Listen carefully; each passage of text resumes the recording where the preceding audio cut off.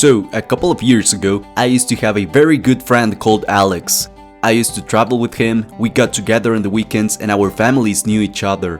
One day, I was at the mall and bumped into his girlfriend. I said hello to her, made some small talk, and then said goodbye and continued doing my errands. The next day, I received a text from Alex that said, "My girlfriend told me that you despised her and you insulted her. I cannot believe you were able to do so." I immediately called Alex, but he didn't answer. I waited for him to call back, but he never did. I lost a good friendship that I deeply valued without doing anything wrong. I was deeply hurt because Alex decided to believe the lies his girlfriend told him without even asking me about what had happened. A year down the line, I received a text message from Alex asking me about what day was I free to get together. Feeling happy and betrayed at the same time, I replied and we got together to talk. He told me that his girlfriend told him that I had been abusive to her and that he needed to stop hanging out with me if he wanted to keep seeing her. I tried to understand and wanted to keep him as my friend, but deep down I felt hurt, betrayed, and very sad. I guess you've had a similar experience in your life. From friends to romantic partners, people will hurt you at some point in your life.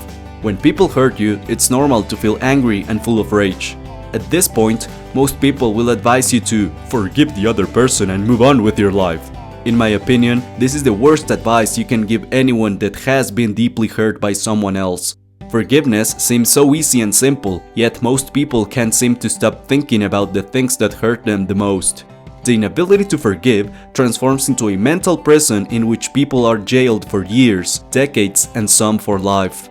If you can't seem to let go of the past, I recommend you watch this video I did. There, I talk about the steps you need to take to move on from the past. I will leave the link in the description below. I see forgiveness as the process by which you navigate your anger in search of solutions so that the same thing won't hurt you again. Forgiveness is about using the experience that caused you pain to learn how to establish healthy boundaries. It's not until you have unlocked the wisdom every transgression comes with that you'll be able to forgive the other person. In this sense, the anger and pain you feel when someone hurts you serves as energy to create good boundaries so that the experience never happens again. Forgiveness is a process rather than a one-time event. Forgiveness is the practice through which you can define what you will tolerate. Real forgiveness can only occur once your boundaries have been firmly established. Usually, the person you are the angriest with is yourself for letting things happen in a way that you didn't like. People tend to deal with anger in either of these two ways. The first one is repression. This is not healthy. People who repress their anger on one area of their life will express it in another area. This will cause unnecessary drama. The second one is expression. This is when you use anger to move into action. It can be in the form of talking to a therapist, a friend, writing your feelings out, taking your anger out through exercise, and so on. When anger consumes you, there is an important lesson behind it. This is usually about some way that you have failed to take care of yourself through the setting of appropriate boundaries and lack of self-respect. In order to forgive, you need to process the anger. In order to process the anger, you need to dig deep and find the ways in which you failed to take care of yourself. Once you discover the lesson, the anger will start to vanish, and once the anger goes away, you are ready to forgive someone.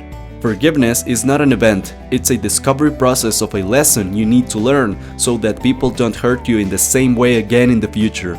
Back to my story. After eating with Alex, even though he explained why he behaved the way he did, I couldn't avoid feeling betrayed and deeply hurt. I couldn't believe how little he valued our friendship. He violated my trust and my loyalty. And so, I made a decision. I decided to completely remove Alex from my life. I decided I would never give him 1 second of my attention again. I established a clear boundary between him and myself. If he didn't value me at that time, why should I ever value him again? I only want people in my life who value, appreciate, and who want to spend time with me. And thus, the lesson I learned from this experience was this one. If someone doesn't value my presence, neither should I.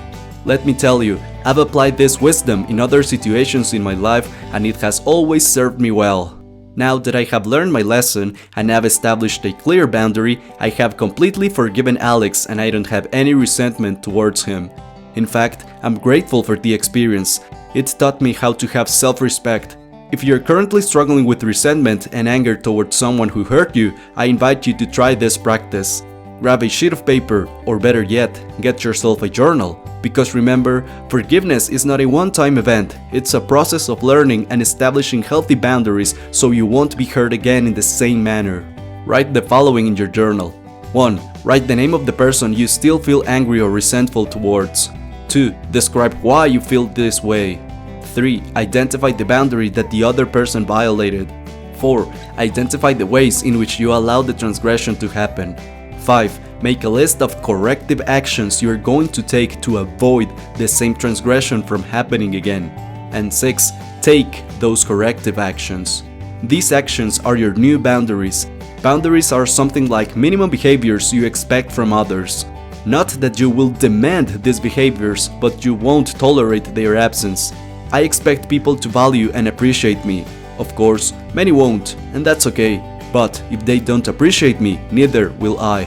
By the way, if you're interested in improving your self-respect and your self-confidence, make sure to grab a free copy of my affirmations for self-development. Your mindset is the most important factor in your life, so invest in it. I will leave the link in the description below. To sum it up, you need to identify the lessons behind any transgression and establish healthy boundaries so that you won't be hurt again in the same way. It's only when you do this that you will be able to forgive and move on with your life.